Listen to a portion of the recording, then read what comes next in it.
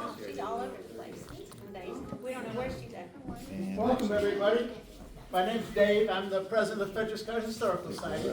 This is our first speaker series of the year.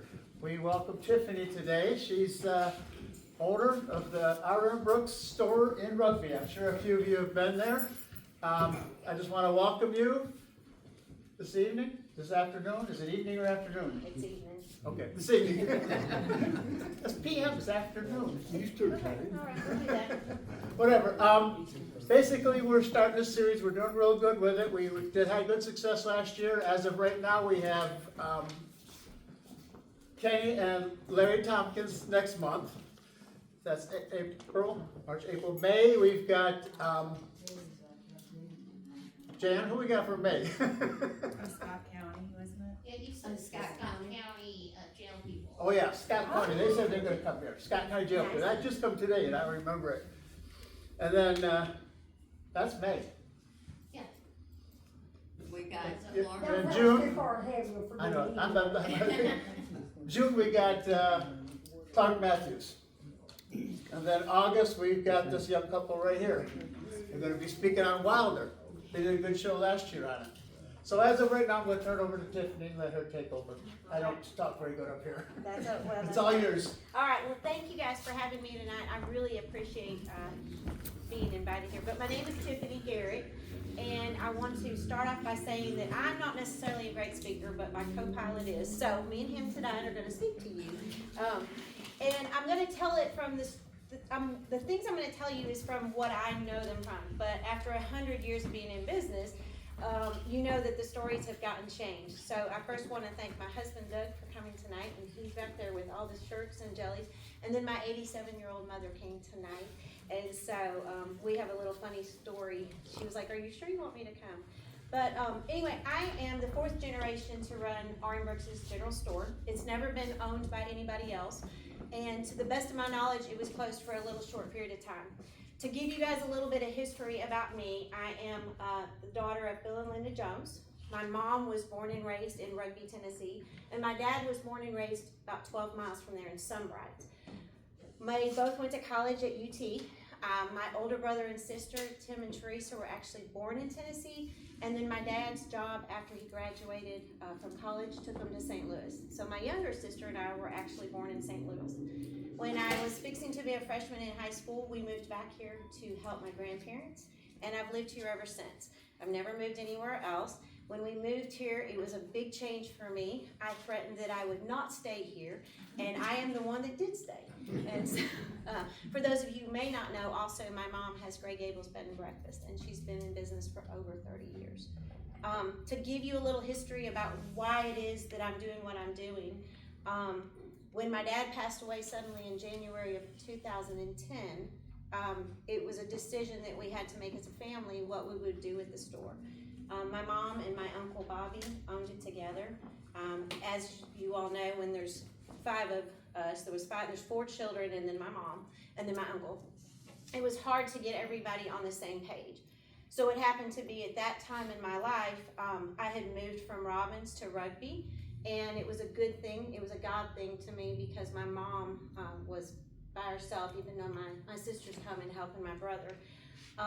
So when this discussion came up about the store, I kind of chimed in and said, maybe I could acquire it and run it. And I tell the story often that once I acquired it, I didn't know what I was doing. And I said, God, I have no idea what you want me to do with this.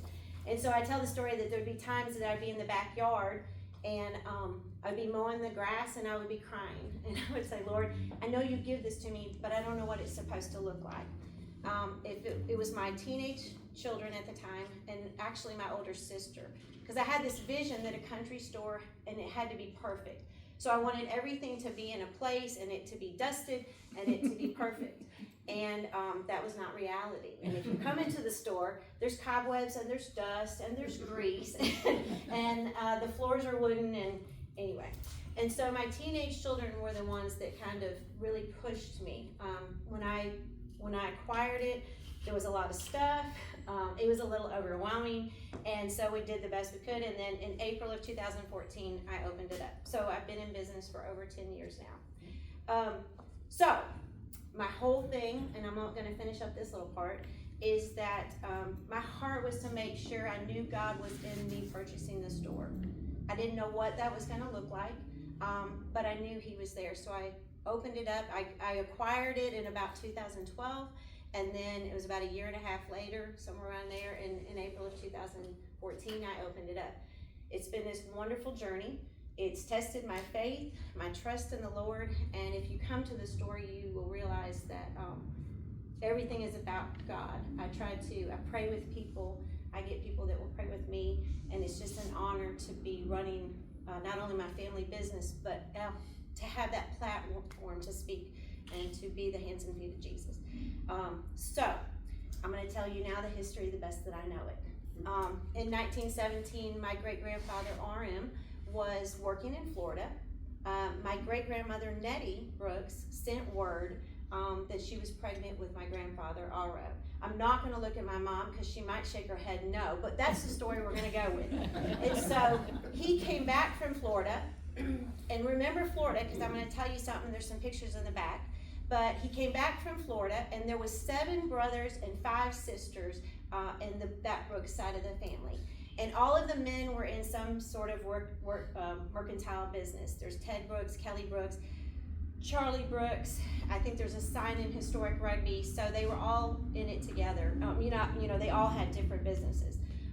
But RM, to the best that I know, and the knowledge that I've been given, was he was in business with Kelly, one of the brothers. And is anybody familiar with that area? Brooks, like Brewstertown, anything else?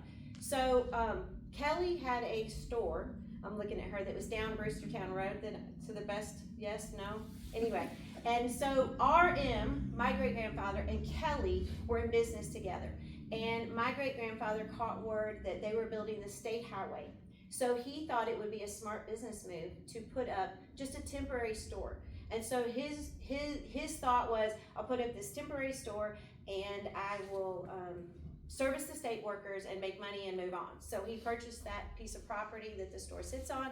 If you come into the store, it's that first part, and he started servicing the state workers. And then business was good, and so he began to build on. So if you walk through the store, the first part, and then to the second part, that was built on. And there's an exit sign that went to a house that they lived in, and then eventually my grandparents moved into it. And then there's another portion of the store that was built on about 4 years ago, because as business expanded, people were sitting with strangers, and and it was a great thing, because you might be sitting together, and then next thing you know, there was somebody else that had to sit with you, so you'd get to know somebody. But business has grown, and so I had to build on.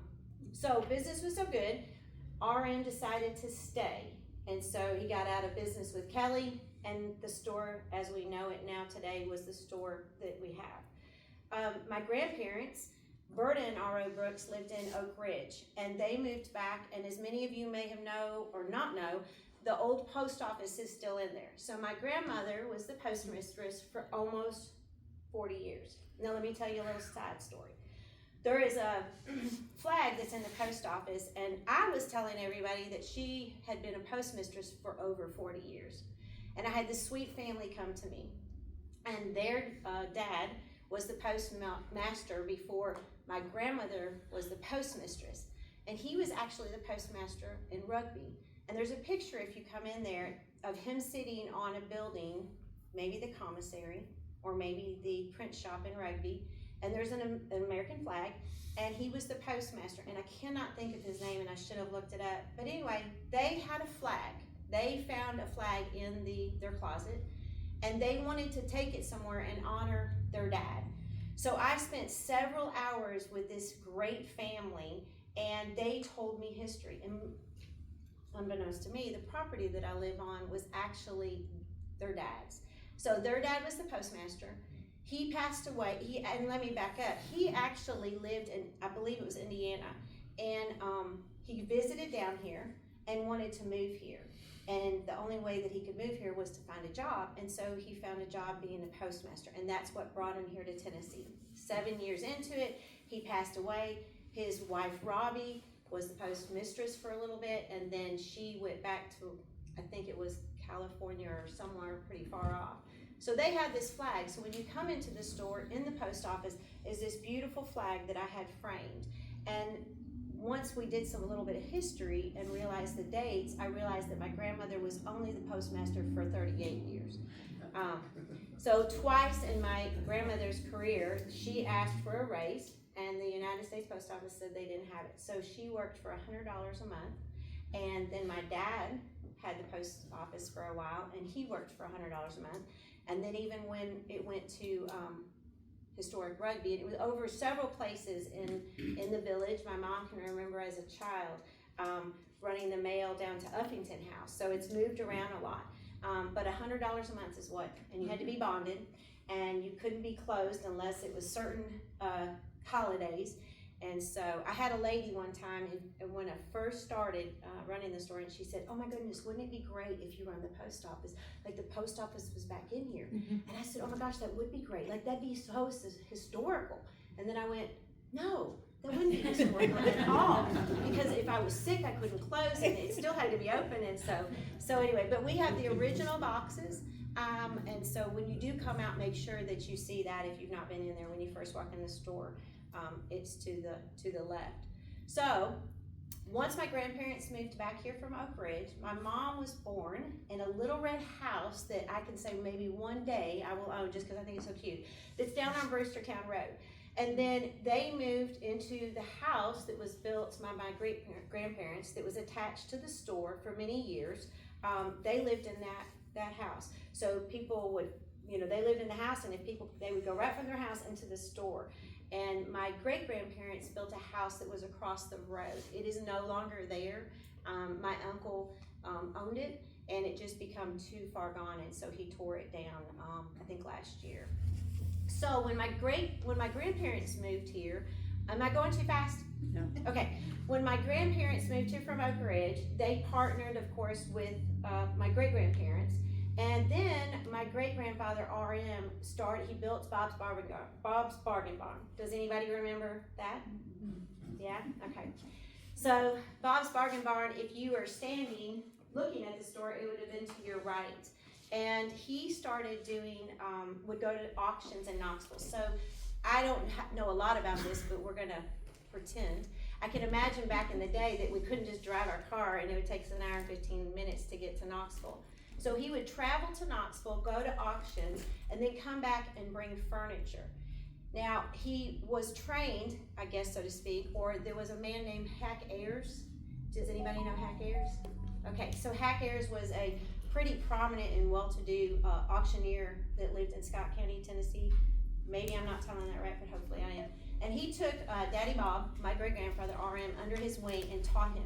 So so we had the store, and the store was running, and then R.M. would go to Knoxville, he would get furniture, and then he would bring it back, and people would come from all over and buy furniture from that store, or from the Bob's Bargain Barn. And I still have people today that come in and say, "I still have a bedroom suit that I bought from your great-grandfather." But I'll tell you a little story. There's a piece of furniture in the store, and it's a neat little story. So this person came with their children, and my great-grandfather had just got this beautiful buffet. Now, if you come in and see the beautiful buffet, it's probably worth about $1,500, maybe more. And so she came, and she was so excited. He hadn't even took it off the truck, and when you went into the barn, it had, I remember it had the first level, and then you could go up the stairs, and it had the second level. And so it was still sitting on the ground. That's how I knew it, like he had just brought it back from Knoxville. And she said, "How much do you want for that buffet?" And he said, "How much do you have?" And she said, "All I have is $15. And he said, "Sold." And so he sold that, and she was so excited, and she loaded it on her truck. She was so excited that she slammed the door of the truck and on her son's hand and smushed his hand several times, kept trying. So anyway, but it's beautiful, and it was gifted to me, and it's a great honor that it's in the store. But so we have RM, he's running the Bob's Bargain Barn, and then of course we have RO, and then Berta, and then Nettie also was in there kind of helping. And at the store you could buy pretty much anything you wanted, nails and flour, and it was the all-purpose store like it was back in the day, kind of like the mini Walmart, right? And so, anyway, and does anybody remember my grandfather Aro? So anyway, Aro was a character. I love him to pieces. There's a motorcycle that still sits in the store, but as a child, when we come back here, I can remember riding the motorcycle up the road. But Aro did a lot of talking, and my grandmother Berta did a lot of working. And so I think that's where I get my work ethic from. My mom got it from her, and I get it from my mom, and so we just don't know when to stop. So anyway, let's see, what else was I gonna tell you all about? Okay, so let's go back to Florida for a minute. So I thought this was pretty neat, and I have a picture back there, but so he worked in Florida, so he had roots in Florida, and I didn't realize, or not roots, but he liked Florida. And that's probably why I like the beach so much. But anyway, he would go fishing. They would go on vacation, Nettie and Bob, and they would go fishing in a place called, I believe I'm telling this correctly, Bradenton, Florida. That's where we lived. Am I telling it right? Okay. So this part may not be actually factual, but they went on a fishing trip one time, and he caught a fish that weighed 265 pounds. And the story that I've been told is that he had it filleted up, and then he sent it back on the train, and he told Aro, he said, there's a package coming, and they iced it down. I'm looking at my mom, and she's not making an expression. They iced it down, and he went to Sunbright to the train depot and picked up that fish and distributed it to all the neighbors. For years, and I just had someone yesterday, I believe it was, say something to me, but a fish's head hung on the front of the porch. Does anybody remember that? Do you remember that? So I can remember it as a child, and I want to think that even my adult head could fit in that. So there's pictures in the bathroom, and then there's a little article back there. And so it hung on the porch of the store for years, and it was very iconic. People still come in and remember that fish's head. Don't know if this is factual, but sometime in the 80s, there was a fraternity group, came to visit rugby, and then shabam, it was gone. So maybe it's hanging somewhere in a fraternity. Maybe it was one of those, what do they call it, the initiation mascot. Yeah, so, but we have pictures of it. So that was really cool to me as a child, or even as an adult, because I thought, that's a really big deal. Like, they would go to Florida and fish, and I'm sure back then to travel there and to get back. So I have found this new love recently, and it is going out on a boat fishing. So maybe I have some of my great-grandfather's blood in me. Let's see. Oh, I have something. This was really cool to me. So as I started going through pictures in the store, I displayed them all over the store. And so people, as they were looking, they would see these pictures of people. Now I have moved them to the back of the store, and all of my family's pictures, not all of them, but the ones that I have are back there. I do have some of my dad's family intermingled in there.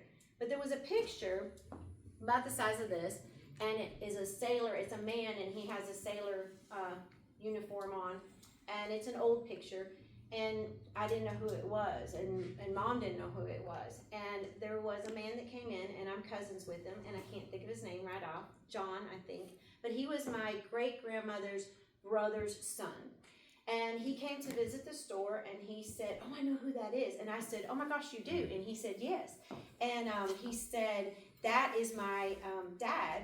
I think he said it was his dad. And anyway, it began to unravel some history for me. And one of the things was, does anybody know Polly the parrot? Mm-hmm. Yes.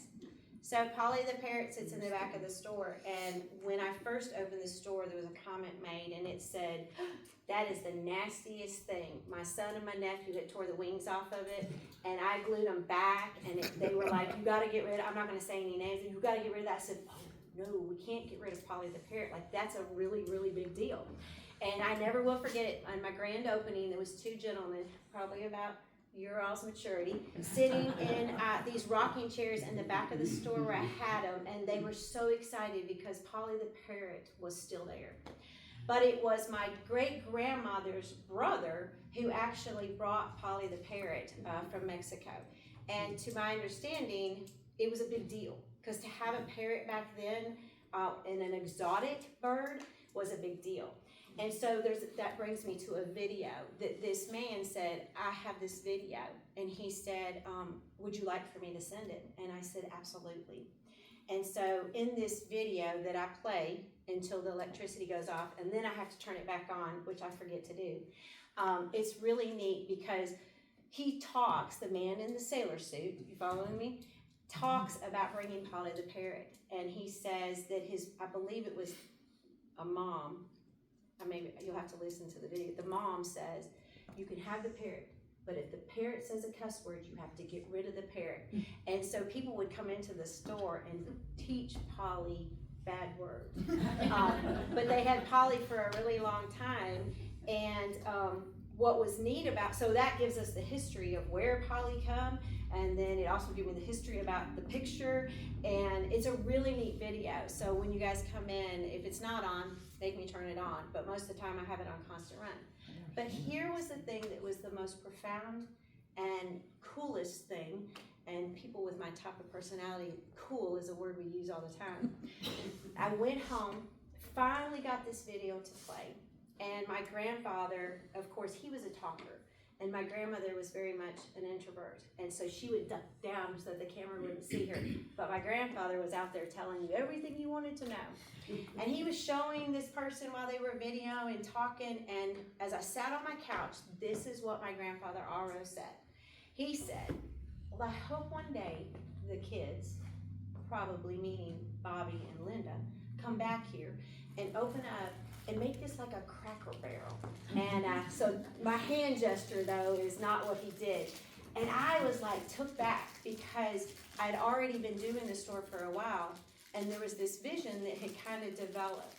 And so here I was, and I was like, oh my gosh, that's crazy. Because I feel like I'm doing Cracker Barrel, but I didn't mean to do Cracker Barrel. I just wanted to make enough money to pay the bills, keep the store open, and let it be something for people to come and see. And so it was very profound to me, and I felt like he was kind of prophesying way back then, and we didn't even know that.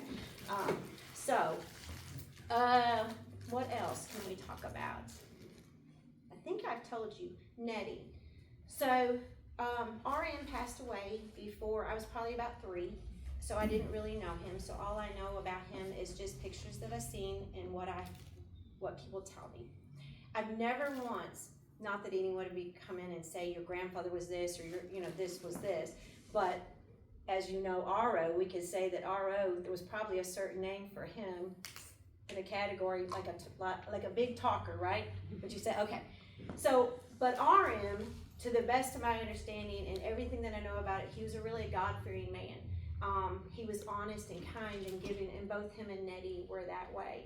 And so, not that Aro inverted one, and not to take away from them, but that's what I know about RM. But he passed away when I was 3. But Nettie, I remember. And I remember her making these little bell ornaments. I can remember going into their house that was across the road, and just that smell of her. And she was a very sweet woman, always wore her hair up in a bun. But I think if my mom was to say anything, Nettie was kind of the matriarch, so to speak, and she kind of held things together. Would you say that? And she had a presence about her that she really didn't say a lot, but she was that little woman that just was very sweet, but she probably would also not have to say much to you in order for you to do what you needed to do. Which reminds me, I'll tell you a quick story. This is to the best of my knowledge, I was told this. So, as you all know, or some of you may or may not, I don't sell alcohol in my store. I don't sell tobacco, I don't take food stamps, and I don't sell alcohol. And I remember one time something being asked to me, well, what about maybe we should sell beer? And I thought for a minute, and I said, no. I said, my great-grandfather, they didn't sell alcohol, and they survived all those years, and so I'm gonna keep that. And so this was the story that I was told. My great-grandfather, RM, decided, I think one time, to try carrying alcohol in the store. Nettie told him no, that we didn't need to sell it, but I guess not that he was being defiant, but anyway, he decided to try it. And there was a man that decided to drink too much alcohol. And there was a pistol involved, and maybe some blood on the head because of his aggressiveness. Would that be the word to say? So needless to say there was no more alcohol served or sold at R.M. Brooks's store. What else can I tell you guys? Let me ask you this. Does anybody have any questions? Okay.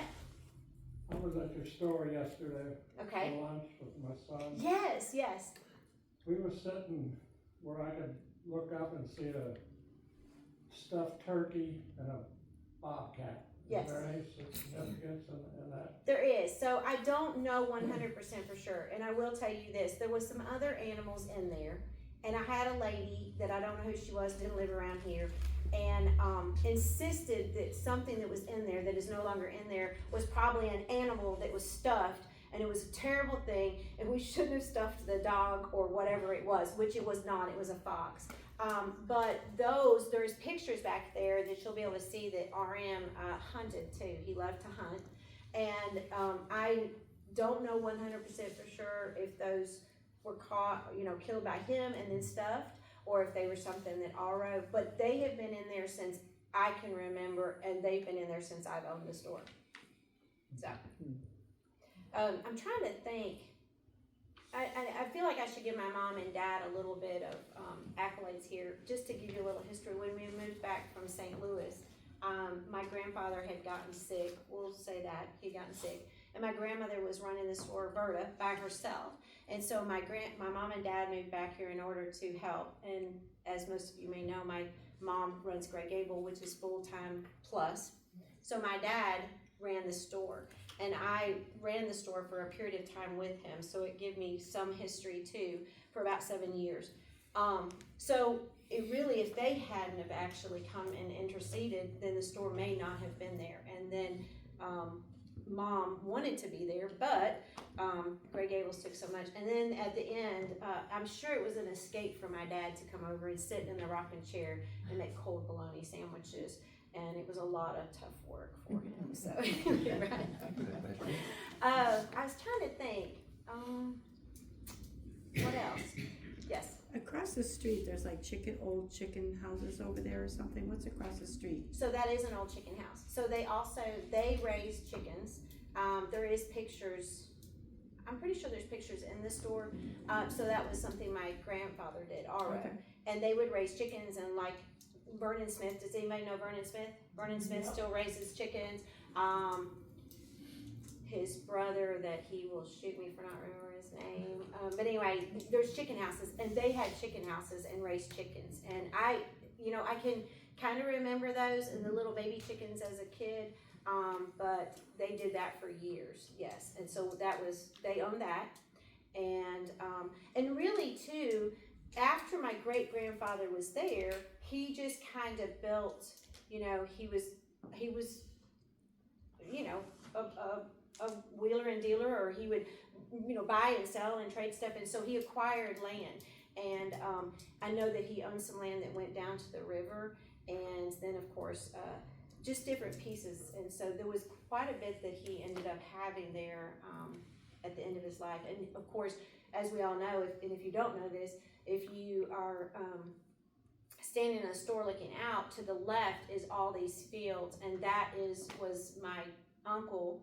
They had cows and raised tobacco, and they raised cattle, and so they did quite well for themselves. And of course, like I said, my uncle ran that for many years and raised cattle and worked for the state. So, yes. What was the story behind the treehouse thing? Oh, the treehouse.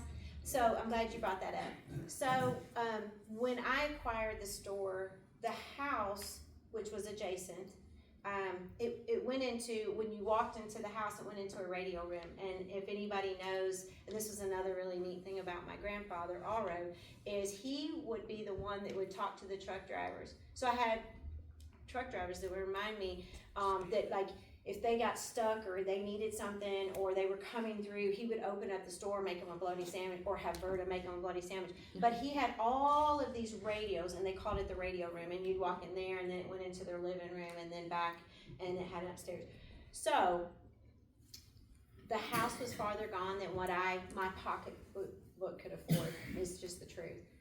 And I honestly prayed about it. If you hear me much talk, you'll talk about I'll take walks. I used to take walks going down into the village a lot, and that's my time that God would speak to me. And I felt like I was in a position that as much as I wanted to keep things the same, I was also that next generation, and there had to be change. So I tore it down, and I kept all of the lumber. And I'm glad you brought this up. So I had a vision for 2 tree houses, and I was going to use the lumber from the house, and they're in dedication to my mom. And so there was a storm, and the storm that blew this tree down, and it almost hit the store, one of the trees I was going to use to put a tree house in. So I questioned myself for a minute, and I thought maybe I didn't hear that right. Maybe I'm not supposed to. But I pushed through, and it's a primitive tree house. It doesn't have electricity or water. You have to use and it's all of the lumber on the inside is the tongue and groove that was actually in the big boards or what was on the house. And so we salvaged that in order to create that tree house. And like I said, and that was in memory, not in memory, but in dedication to my mom. Because I think my mom, it was hard for her. There was, it was part of her history, and that was where she was raised. But now I have this beautiful porch, and we've expanded it recently, and this year we're gonna have great events out there and music and just a fun place for families to come and a good atmosphere for families. So I feel like, although it hurt my heart to have to do it, I made the right decision. So yes, thank you for asking that. Yes. In what year did the English go back to England? Was that before your great-grandfather opened up, or? Yes, it would have been.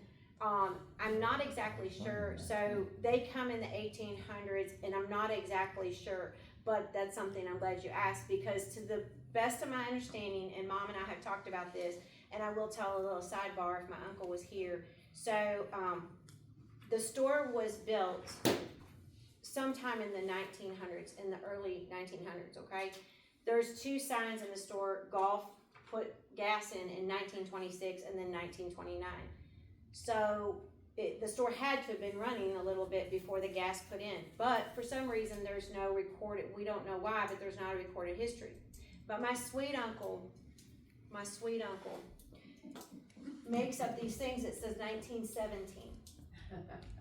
And 1917, and then 100 years later rolls around, and everybody's saying the store, and it's 100 years old. And I told Mom, I said, that's not factual because it was in the early 1920s. So what it was, and what I tell everybody is, if you see some of my stuff and it says established in 1917, it's because RM actually was established as a business owner. He came back here from Florida, started a business with his brother, and so for us, I just say it. RM was established in 1917. But to answer your question, and so my uncle came up with that, established in 1917, and I thought, now I've got to figure out how to make that right. But it's been in business for over 100 years now. But to answer your question, I'm not really sure. I'm not really sure what year that the English went back. And for those of you who don't know, when you come into Rugby, I always say, so the old road would take you across from Frenchurch County, you know what I'm talking about, and you go up the old road, and then if you went through where 52 was, it would take you across White Oak. So you cross Clear Fork and White Oak, and you go through historic Rugby. So when you're at R.M. Brooks' store, I tell everybody, you're in Rugby, a mile down the road, you have the historical, the countryside, and they're the English side, so you get the best of both worlds. But if you don't know, Thomas Hughes came here. He was an English settler, and I'm not sure exactly the date, but the second sons didn't get anything. So Thomas Hughes came here to create a utopia, and that's how Rugby got started. And they came and they wanted to be self-sufficient, have their own food, all that. And then there was different things that happened. Typhoid fever, there was some houses that burned, and then it just kind of went belly up. Some moved back, some stayed, some had passed away and are buried in the cemetery, Lauderdale Cemetery. So in the 1960s, Brian Stagg took a fancy, a liking, enjoyed the history, wanted to know more about it. And so he was the one that kind of got rebirthed, so to speak. And then for a while, his sister Barbara Stagg ran it, and then that was during the time that my mom and dad moved back from St. Louis. And then now it's all nonprofit and it's run by a board, and that board sees. So if you ever do go to Historic Rugby and you do the tour or anything like that, all your monies and all the events they do are going towards keeping that part of that history alive. I do know that when I had to go fill out the deed, that it looked like my great-grandfather bought that property from the Rugby Land Company. Now, how that actually works and what the Rugby Land Company, you know, how that intermingled. But I was kind of excited because I thought, I don't care what anybody says, I am a part of rugby, right? You can't deny that, right? I bought it from the Rugby Land Company, so. You got it right. I got it in writing. So also something that Doug and I brought tonight, I was trying to figure out what to bring, and I could have brought Polly and I could have brought a lot of other stuff. And I think somebody asked him if I was bringing the cheese wheel, but if you know anything about the cheese wheel, it is super heavy. There's a wheel, and it has what called red wax daisy cheese on it. It's a big piece. Some of you all may remember. I basically think too, it was a commodity cheese.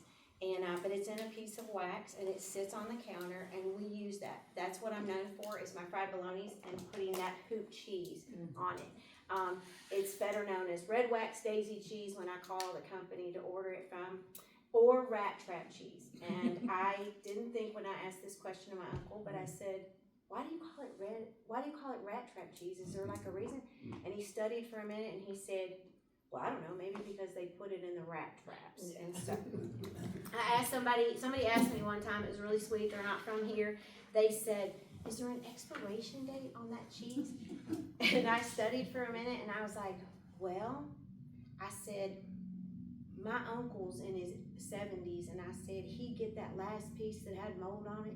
I said, he'd cut it off, throw it under his truck seat at the state, state worker truck, and about 3 weeks later he'd pull it out and it'd be good and moldy and he'd peel off the mold and eat it right in front of them guys and they'd be all grossed out. And I said, he's still living. I said, so I don't think there's an expiration date on it. It's got, and if any of you haven't tried it, it's a cheese, it's a Colby. I try to keep it in stock in the back room so the longer it sits, the more it ages. It's kind of a cheese that when you first put it in your mouth, you're like, I'm not really sure I like that. And then as it settles in your mouth, you're like, that's really good. So, but it melts different than American cheese. It's the real cheese, so to speak. Does it come from Wisconsin? I don't know. That's what my dad would tell people. It came from Wisconsin. I buy it from a company out of Knoxville. We'll just pretend and say it comes from Wisconsin, but anyway, but it's one of the things that we're known for. The wooden floors in this store are not original. I'm sure that there was others built. A lot of times people talk about the little hump. There's a hump in the store. And the story that I was told is when my great-grandfather come, he wasn't expecting to stay. So he chopped the stumps down, and that's a stump. Anyway, and just kind of built it up really quick. Let's see. My grandmother worked until she, I feel like, let me say this about Berta. If anybody knew Berta, I'll tell you how my grandmother was.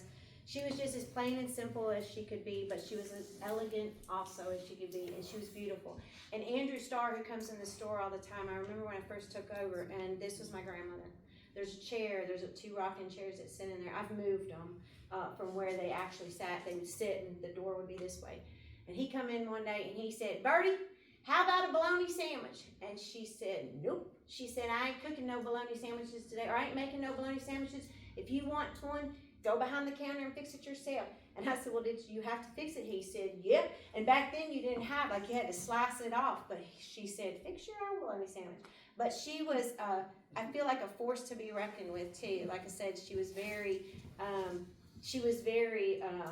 elegant, very country, but very also tell you exactly, she had no problem telling you what she thought, but she loved you. And if she loved you, then she loved you with her whole heart and would do anything for you.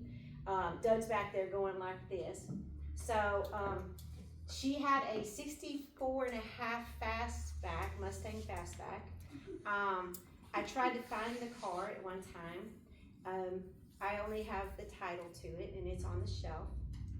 And but my grandfather bought that for her, and she drove it until basically the day she died, wouldn't sell it. It had no power steering. When my grandfather was in the nursing home in Wartburg, she would drive it. I can remember driving with her to get her hair done. And I remember I think I drove it one time to take her to get her hair done. It had a big old steering wheel. But also that's something that people that know the store and know the Brooks family would remember the Mustang that sat there. So anyway, my children helped me with the store. My son has shown interest, so he would be 5 generations. Not that my daughter wouldn't, but she also was under her grandmother's arm. So she took to baking and cooking and all of that kind of stuff. So maybe one day she'll take over Grey Gables. But we have grandchildren, so I don't know. I hope that the store is carried on for many, many generations. Am I answering? Does anybody else have any questions? Like, yes? You didn't run no belongings then? I did. Well, if I'd have brought,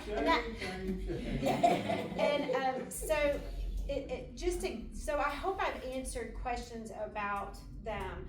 You know, it's really fascinating to me, and if I haven't, give you the picture. That store was known to everybody in the community. They would come from all over, and you got everything at Brooks's store. The traffic that would come through, the truck drivers, the state workers, I mean, everything hit that store.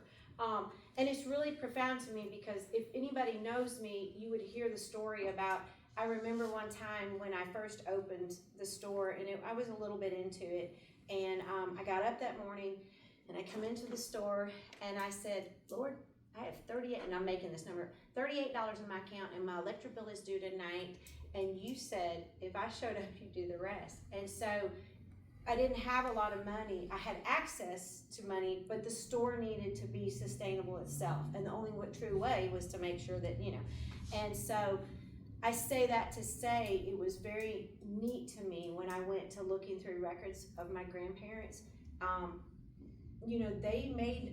They did well for themselves. They were hard workers.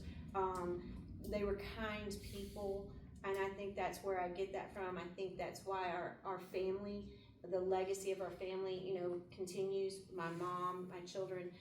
So I hope that my hard work. But it was really neat to me, like I said, and even the thinking about them going to Florida fascinated me because I thought that's a really big deal. That's a lot to go and take a trip like that, and they did that. So, anything else? Do you know this, you've got a picture over there of a wolf in a cage. Do you know the story of that wolf? I don't, do you? Yes. Oh, right, come on up here, girl. O&W Railroad was half a mile from where my family lived, and Grandma would go down to the O&W Railroad, work at the store, and she'd ride her horse up to the house, and her 2 children, Daddy and Aunt Mac, would follow along. Well, they got to notice, and this wolf would come along behind them. It would stay in sight, but it never bothered them. And Grandma would say, now kids, stay close to the horse. Well, they finally built a trap and decided they was going to catch the wolf. Well, they caught the wolf in a trap. Well, while they were building the trap, they sent my daddy, who was 11 or 12 years old, to the house to get the gun to guard the wolf in case it got loose, because it was just caught by its toes. Mm-hmm. Well, they guarded the wolf while they built the trap. Well, when they got the trap built, they found out the gun wasn't loaded. So Daddy brought the gun, but no shells. And then after they had it in the cage, it was taken different places and shown, and it was Uncle Bob's store. Right. We took it over there. I don't know how long it stayed. And is that picture's of him with it, right? That Yeah. picture is Uncle, Daddy Bob, and But that wolf was found down in Stockton, down there close to the. that is so neat. Well, and I think too, and you may remember this, but I think somebody told me, and Mom, you might chime in. There was a snake in an aquarium or something that they had for a long time. Do you remember that? Well, I think I've been told that story too, and I said, well, there'll not be no snakes in this store. And so I was going to tell you too, and Mom can Mom can chime in on this, but they would deliver groceries also to the community. So there's pictures, I don't think there's any here tonight, but there is pictures at the store, and she can remember making deliveries on Saturday, and they would load up and go and deliver all their groceries around to people, and that was another thing too, that the amount of credit that they also give to people. Back then there was a ticket, and I still have the ticket book, and I can remember my grandmother using the ticket book, but they would lift it up and it would, have the ticket, and then you pull it down, and it, and so they give credit. People would come in and pay their credit, and like everybody else probably did too, but that was neat that they would deliver groceries to people. So, yes, What is the Coral Gables? the Gray Gables. What Gray Gables? What is it? So, I probably should let her tell you, but it's my mom's bed and breakfast, and it's also her home. So when they moved back here, she will tell the story that somebody said before they moved back here that she had the gift of hospitality. And she said, I don't have the gift of hospitality. And so they moved back here, and they were running the store with my grandmother. And I think a house started and then it just grew. And here we are. Is that the best way to say that? And 10 bedrooms later, she's open 365 days a year. She's getting better at shutting down, but she just recently changed her menu a little bit, but she used to fix a full course meal for you on her fine china. So she would say they would come and they'd have the Victorian side and then the country side. So she would make you a gourmet meal on red King's Crown dishes, and then the next morning you would have a country breakfast with biscuits and gravy and all those fixings that you have. So does that answer your question? But it is right down the road from the store. I know where it is, I just didn't know exactly what it was. It's a bed and breakfast, and she does dinners and lunches and all kinds of things. So Can you So just stop Levy's- in for lunch then if you want, or? you have to make reservations at her place. Okay. Yes, by reservation only. So I will, yes. Well, I just wanna add something. I'm not a native of this area, but I've been here 25 years, and we used to go to the bed and breakfast for meals all the time, and your dad and myself had knee replacement at the same Yes. time. I remember talking to him. Yes. Yes. I think I got 2 knees and he got 1. Yes, he only got the one, and he wished he had done the second one, yes. And that's something too, my dad, I didn't speak a lot about him, but really, to be honest, if it wasn't for my dad, Bill, the store wouldn't have continued to run. I was joking about it being his escape. It's kind of like you go to your garage. Well, that's kind of like his garage. But really, if it hadn't been for him continuing with the store, and people will talk about him telling many stories, and he was kind of like Aro, even though they weren't like father-son. He would tell a story, and then the next time you come in, the story might sound or be a little different. But anyway, he was, yes, he was great, and if it wasn't for him, the store, like I said, probably wouldn't have stayed. So he kept it and sustained it, and so yes. Hasn't she hosted some famous people at her bed and She breakfast? has. So, Mom has had Jimmy Carter, right? Who else? President and Mrs. Carter. President and Mrs. Carter. The Who governor, else?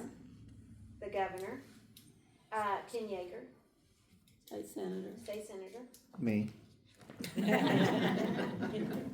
Actually, We've been there, what else you need? We had lunch there. actually, my philosophy is treat everybody the same, so It's a great place I to feel go. like it was a privilege to have the president, but I tried to treat him like If you everybody. don't, even if you wanted to go over there and see her house, it's really decorated amazingly. You could walk through. She would be more than happy to. You could stop at the store and I'd call her, and then you can go over there. But she told this, and it was very, Ken Yeager. Does anybody know Ken Yeager? State senator. So she was driving with this woman, a mutual friend that we have, Dee, and Mom and her were talking. This is Dee telling me, and they were talking, and they were brainstorming about different things to do. And Mom says, "Well, here's my phone." She said, "Look up Senator Yeager's number and call him or shoot him a text." And Dee looked over and she said, who has the senator's number on her phone? But Mom said that Senator Yeager came to her house before he was the senator, and he came there to pray to see if that was what he was supposed to do. So Greg Gables has a really specialness about going there, and I think even with President Carter, she was chosen for him to stay there when he did some habitat houses. And I remember that she wasn't allowed to tell anybody. And then when she did tell us about 3 weeks before he was coming, she wasn't allowed to paint, she wasn't allowed to do, she could do some things. And then she was released to tell immediate family, but not the public or anybody else. And my sister actually waited on him and Rosalind and the close advisors in the dining room, and I waited on the Secret Service because I was not going to do that. And it was funny because she was a nervous wreck. This is not her side of the story, but it's my side of the story. And she was a nervous wreck, and she was just da-da-da-da-da. And I think it was through soup, and then she started salad, and she said, I'm just going to treat him like I do all my other guests. And that's what we did, and that's exactly who she is. And so anyway, but it was really neat that he was there. So let me tell you guys really quick before we end. The store now, everything on my menu is developed. It wasn't something that I went in there and said, this is what I'm gonna do. Most everything on my menu has a story behind it. I do cook hot foods now. Said I was never gonna cook French fries, and I cook French fries. I was never, does anybody know Daryl Winningham? Does anybody ever remember Daryl Winningham? He lived out, do you know Daryl Winningham? Well, he was a character. This is how much of a character. He called me up because I bought my sausage from him. And I'd say, put sage in it, Daryl. When you take your pigs, you gotta have sage. So he would bring it in, and I would use his sausage. And he'd call me up, and he'd say, Porky, what are you doing? And I was like, and I'd say, Daryl, and I'd hang up that phone, and I'd say to Kay, I'm gonna hit him one of these days. She said, Miss Tiffany, he's the sweetest little old man. Why would you want to do that? I said, because every time he calls me Porky. And but anyway, he come in one day, and he flopped down, and if y'all know his daughter, Dara, she's the sweetest she can be, but he flopped this bag of tater tots. He said, cook them tater tots for me. I said, are you seriously bringing tater tots from somewhere else into my establishment for me to cook? He said, I sure am. He said, cook them, and I want whatever he ordered. And I was like, fine, I'll cook the tater tots. But I was bound and determined I wasn't going to do tater tots. And the next time he come, he'd bring tater tots. Or if his bag wasn't used up, he'd say, do I still have tater tots? And I'd do it, I'd be compliant, and I'd make his tater tots. So on my board, it says Daryl's Tots, and it's because they're in memory of Daryl, and he got me started. So everything on my menu has a reason behind it. I'm open every day except for Sundays. I have a great staff. I don't like to say they work for me, they just work with me. If it wasn't for the ladies that I have, and then we all have that same philosophy as far as spreading Jesus to people, loving on people. So if it wasn't for them and my mom who goes to the grocery store all the time for me, then I wouldn't be able to do what I'm doing. The events. So we have brought tonight several different things I'm doing. This year I've expanded because I have this wonderful, handsome husband that will help me do all of these things. But I want Brooks's, and I think my grandparents would be proud to have it to be a place that people can come and they can, it's just good family atmosphere. I don't know if anybody knows Roy Frills, but he's been playing now for 5 or 6 months. He says, can I come back? He'll always ask me to call me. He'll leave, and then 2 or 3 days later, he'll call me. He said, can I play for you on Saturday?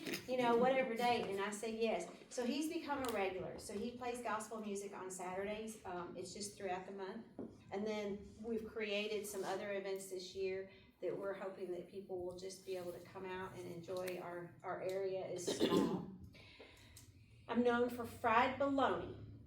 So if you come, yes. How about fried apple pies? Fried apple pies, I was gonna tell you that. So fried bologna, Tiffany's way if you want something really big. What did you eat the other day?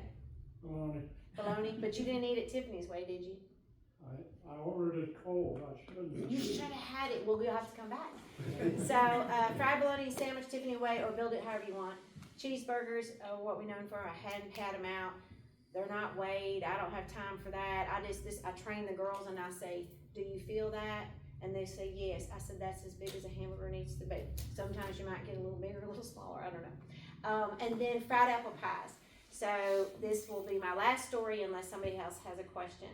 When we were doing things and we were tearing the house down, there was a big dumpster there and there was fixing to be a car show. I had paid $450. I needed to hurry up and get this dumpster out of there. I had a car show that was fixing to happen, and I was in my brain was overloaded. My uncle comes into the store and he says, Tiffany, you need to carry sorghum. I said, okay, what sorghum? He said, muddy pond sorghum. I said, okay. And I said, what would you like me to do? He said, well, I'm going over there. He said, I'll pick your sorghum up for you. And I said, okay. And I said, I can afford a case of glass and a case of plastic. That's all I can afford. Well, that ain't enough, he said.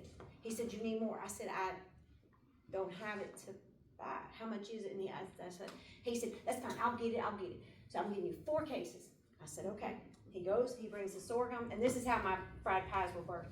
So he brings me the fried pie, or comes back with the sorghum, and he throws an apple pie at me, and he throws an apple pie at my son.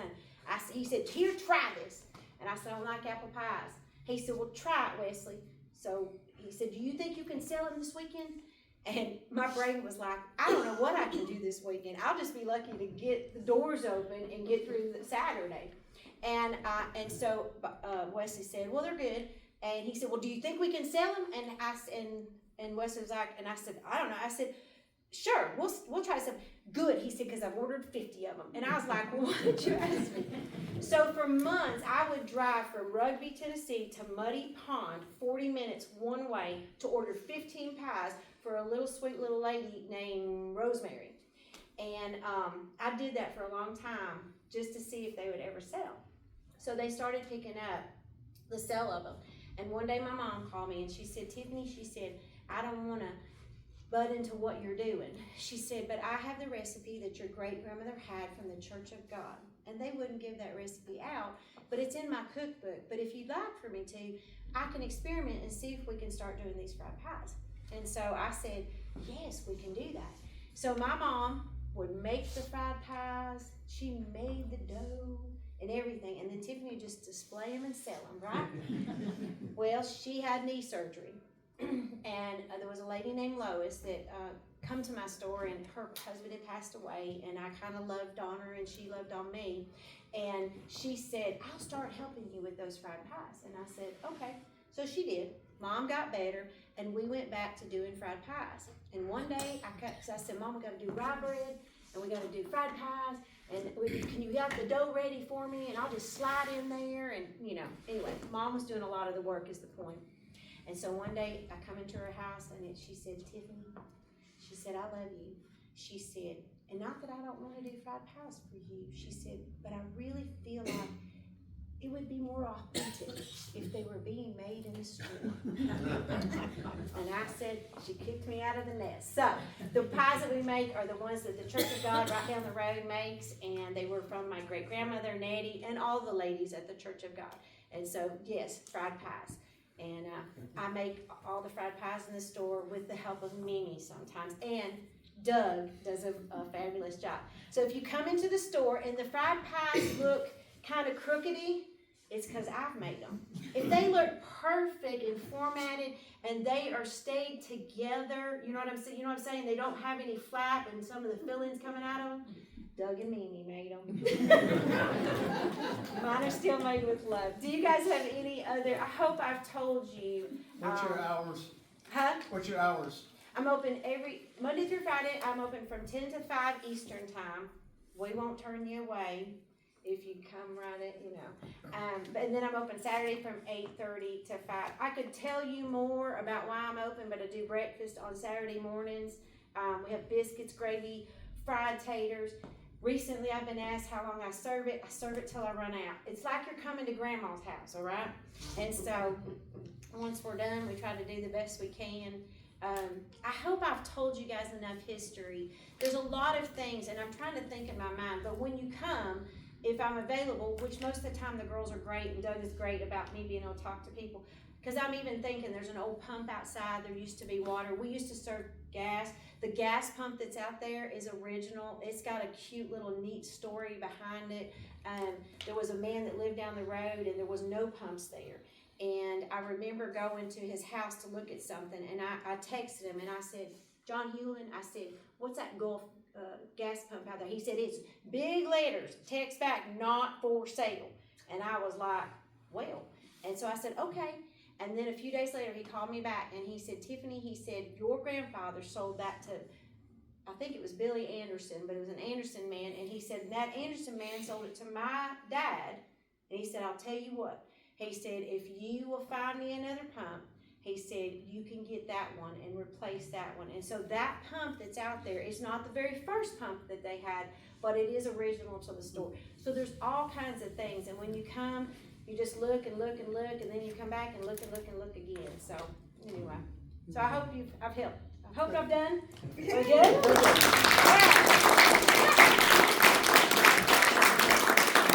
I did not, and I did bring a brochure. And also, let me tell you this really quick. So we have jams and jellies. Don't feel obligated to buy anything. Please try the cheese. There's crackers and there's Ritz crackers, and that'll give you a little taste of the hoop cheese. But Doug has it. I am selling my shirts and the hats for $15 a piece. Good shirts. That's not normally, and well, and if I don't know what I was thinking, I should have worn. And you guys are great advertisers. But anyway, tonight they're normally $18.50 and on up, depending on long sleeve. I don't know what Mimi put in there. If you all want one tonight, and we can find your size. They're $15. Just because I appreciate y'all coming and listening to me. Hats too. If there's not your size, and you decide that you want to, when you come to the store, now remember, I'm fixing to order for the season. All of those shirts are printed on the printing press in Rugby. It helps them and I help them. I am going to be looking at some other venues, but so they're fixing to start their season back up, so I'm a little low. But if you want one, and I don't have your size tonight, when you come to the store, if you come to the store, you let me or the girls know that that's the price you get it at. Okay? So you can still buy one. I'll let you still buy one after tonight for $15. Anybody that's here. All my flyers are out there for what we're doing. Anyway, thank you all for coming so much. And God bless you all. There's some bookmark size flyers up there too, who we're going to have next month. Take one of those home, remind yourself, and drive careful. Have a good night. I should have told them. I took my braces off the other night. No,